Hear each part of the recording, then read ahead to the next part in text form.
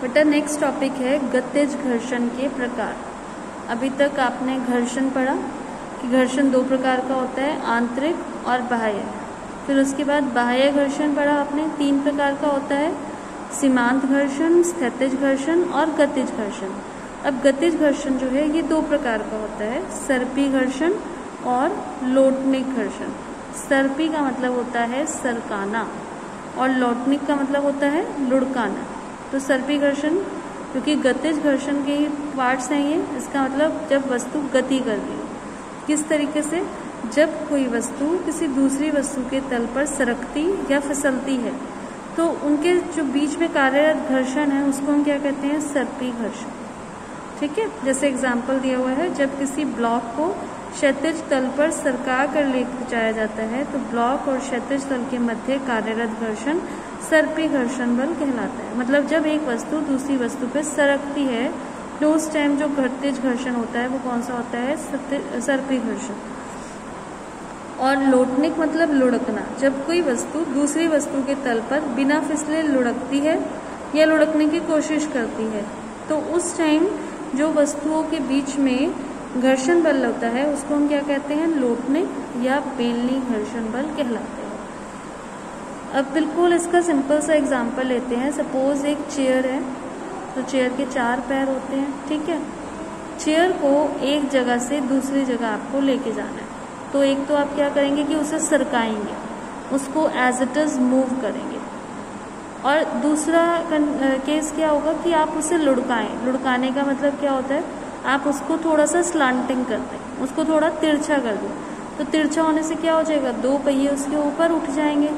तो खुद इस चीज़ को फील करके देखिए कि आपको चेयर को सरकाना ज़्यादा इजी लगा या फिर चेयर को लुढ़काना ज़्यादा इजी लगा।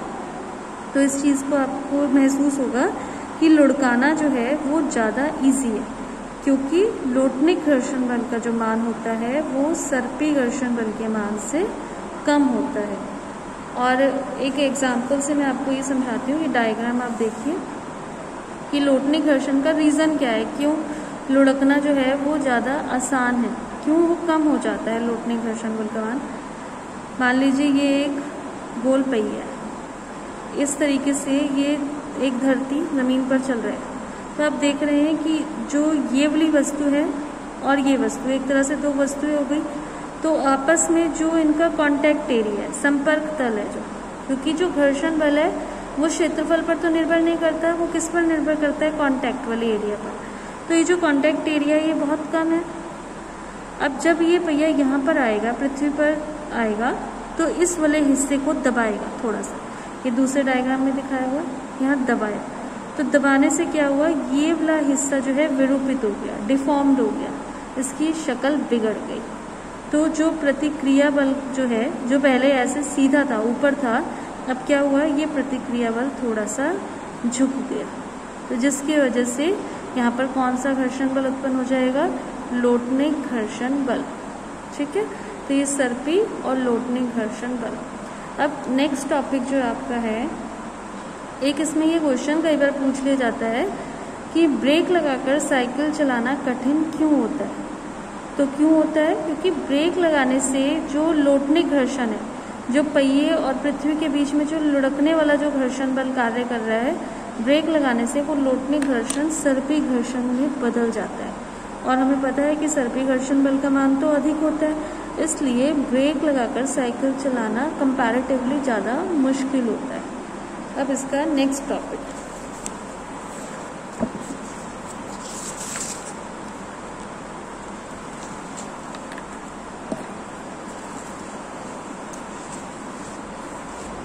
नेक्स्ट टॉपिक है घर्षण कोण। ये भी इम्पॉर्टेंट है बेटा, इसकी डेफिनेशन कई बार पूछ ली जाती है।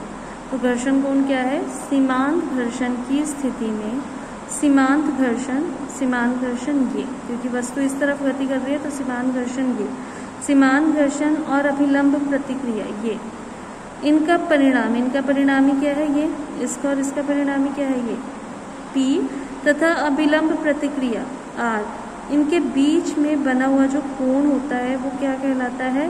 घर्षण कोण। फिर से देखिए, सीमांत घर्षण और प्रतिक्रिया का परिणामी P तथा प्रतिक्रिया के बीच में बना हुआ कोण, ये इसको क्या कहा जाता है? इसको कहा जाता है घर्षण कोण थीटा एस। अब ये वाला एंगल जो है इसमें हमें क्या क्या पता है? इसमें हमें ये पता है कि ये आर है, एक ये पता है कि ये एफ एस है। ये क्या है? ये आधार और ये लंब, और लंब और आधार के बीच में कौन सा रिलेशन होता है? tan वाला। tan थीटा बराबर किसके होता है? tan थीटा बराबर लंब बटे आधार के। तो यहाँ से हम क्या रख सकते हैं? tan theta is equal to F S upon R. और जो आपने घर्षण के नियम पढ़े हैं उसमें आपने क्या पढ़ा है? F S is equal to mu S R.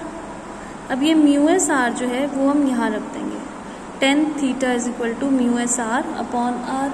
R से आर कैंसिल आउट, तो tan theta is equal to mu s या theta s is equal to tan inverse mu S.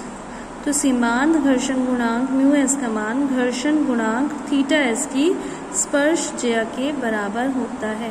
ये म्यू एस क्या है? ये है सीमांत घर्षण गुणांक, और थीटा एस क्या है? घर्षण कोण।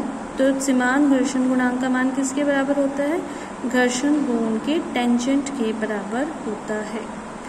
अब इसके बाद जो टॉपिक है इस पेज वाला विराम कोण तथा सर्पी कोण, ये आपको नहीं करना। ये डेरिवेशन जो है रुक्ष आनत समतल पर वस्तु की गति, ये एग्जाम में कई बार पूछ लिए जाते हैं। तो ये डेरिवेशन अब मैं आपको समझा रही हूँ। ये इसके दो डेरिवेशंस हैं।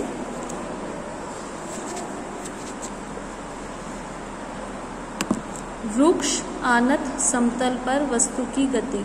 रुक्ष का मतलब होता है खुरदरा, आनत का मतलब होता है जो किसी एंगल पर कोई वस्तु झुकी हुई हो, ठीक है, इंक्लाइंड प्लेन जो होता है। समतल आपको पता ही है, पर वस्तु की गति।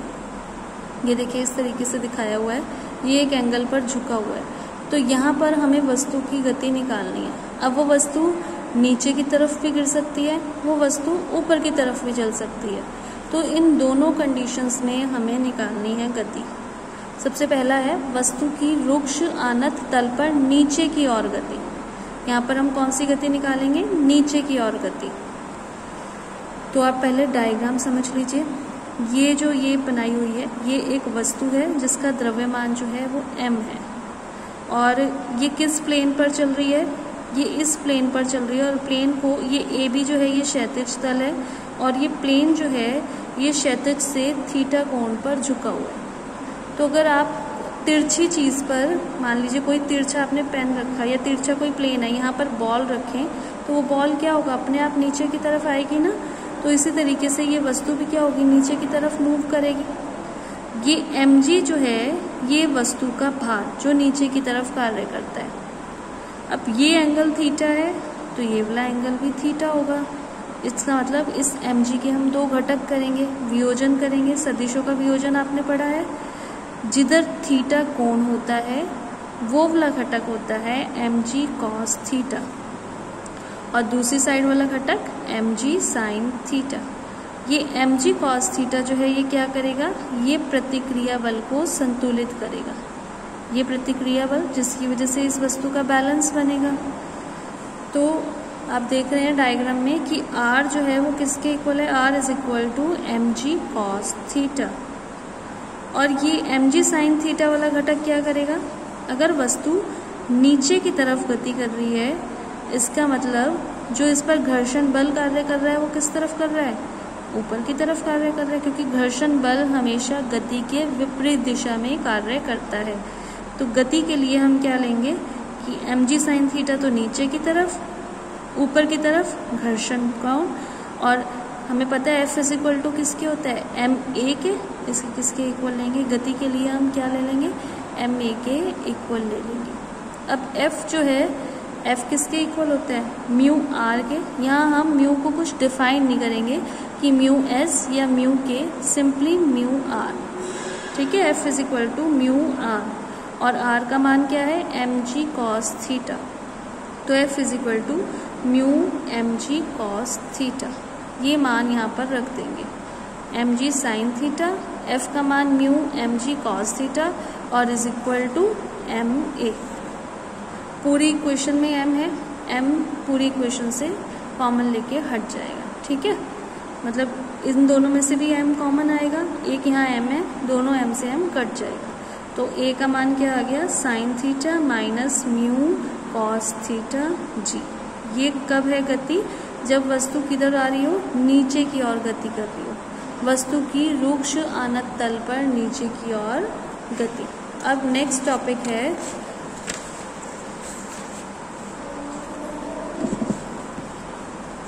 वस्तु की रुक्ष आनत तल पर ऊपर की ओर गति।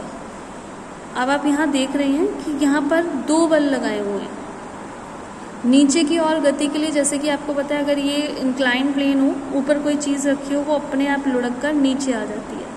और अगर ऊपर की ओर किसी वस्तु को गति करानी है तो क्या करना पड़ेगा, उस पर बल लगाना पड़ेगा, तब उस पर ऊपर की ओर गति होगी।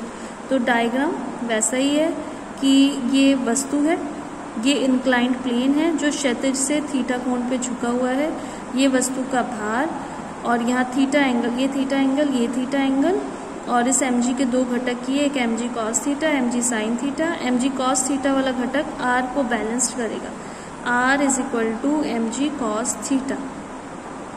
और वस्तु क्योंकि ऊपर की तरफ गति कर रही है, f इज इक्वल टू, ये mg sin थीटा वाला घटक नीचे की तरफ है, वस्तु ऊपर की तरफ गति कर रही है, इसलिए घर्षण बल किधर होगा, नीचे की तरफ।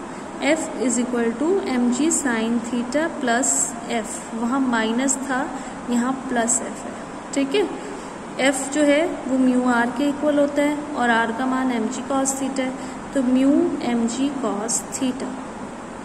f is equal to mg sin theta plus mu mg cos theta. इन दोनों में से mg कॉमन ले लिया तो f का मान आ गया mg sin theta plus mu cos theta. अब अगर ऊपर की तरफ गति कर रही है तो ऊपर की तरफ हमें एक बल लगाना पड़ेगा। तो माना ये बल जो है हमने P बल लगाया, ऊपर की तरफ लगाया, तो P माइनस एफ, एक F बल ऊपर लगा ही हुआ है, एक हमने बल लगाया, P minus F is equal to MA। कौन सा फॉर्मूला से, F is equal to MA से। तो P F का मान ये रख दिया, minus mg sine theta plus mu cos theta is equal to MA। ये तो यहाँ से क्या किया, m को कॉमन ले लिया, ये m यहाँ m नहीं है, m को मल्टीप्लाई कर दिया, m को डिवाइड कर दिया, तो सारी जगह से m कैंसिल आउट हो गए। यहाँ क्या रह गया, p upon m minus g sine theta plus mu cos theta. अगर वेग जो है ऊपर जब वस्तु गति कर रही हो तो वेग अगर एक समान हो, वेग एक समान होगा तो त्वरण क्या हो जाएगा, शून्य, क्योंकि त्वरण a जो होता है वो किसके बराबर होता है, वेग परिवर्तन की दर। अगर वेग में परिवर्तन ही नहीं होगा तो त्वरण शून्य हो गया, तो क्या हो जाएगा, p अपॉन m, ये माइनस g जो है ये उधर जाके प्लस में हो जाएगा, और ये 0, g sine theta plus mu cos theta, या p is equal to mg sine theta plus mu cos theta. तो अगर ऊपर की तरफ गति करता है तो इस तरीके से रिलेशन आएगा, p is equal to mg sine theta plus mu cos theta. और अगर नीचे की तरफ गति होती है तो आता है a is equal to sine theta minus mu cos theta g, ठीक है, उसमें माइनस आता है और इसमें ऊपर की तरफ गति में प्लस आता है। इसके अलावा इसमें से आपने करना है घर्षण के लाभ व हानियाँ, ये एक बार सिर्फ आपने रीड करना है, और घर्षण को कम करने की विधियाँ ये भी आपको रीड करनी है। ये घर्षण वाला टॉपिक इसके बाद कंप्लीट हो गया।